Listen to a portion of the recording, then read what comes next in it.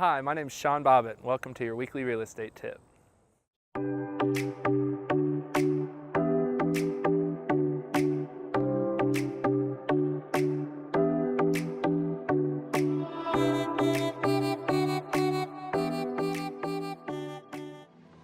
Today we're going to be talking about possession.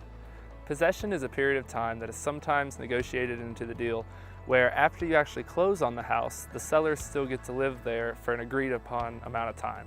So for instance, you would close on a house on Friday and then the sellers would have 3 days possession and you would get the keys on a Monday, giving the sellers a weekend to move out after you've closed. So the biggest concern I hear from my buyers immediately is what happens when the sellers break something once it's already your home but they're still living in it. The sellers are still responsible for that damage.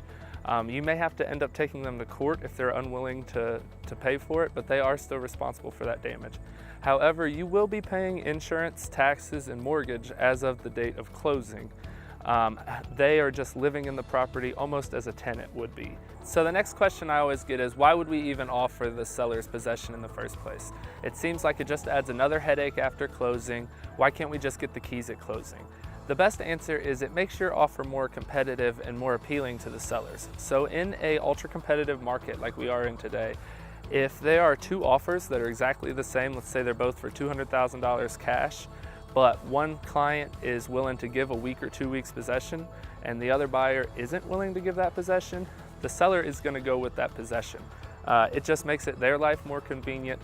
So it's a term that can be negotiated in order to sweeten your offer to the seller. Possession has become very typical in this market. Anywhere up to 2 weeks, we generally don't ask for rent. Anything over that period, we will start asking for rent back from the sellers.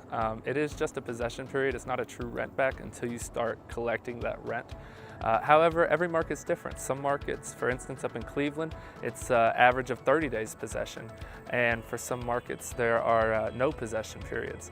So in the Dayton market, Dayton-Cincinnati area, that is 2 weeks is about the max. 1 week is probably an average.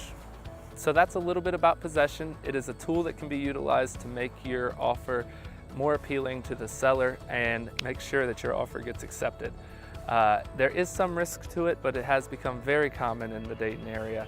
I hope you guys learned something today. As always, like, comment, and share down below, and we'll see you next week.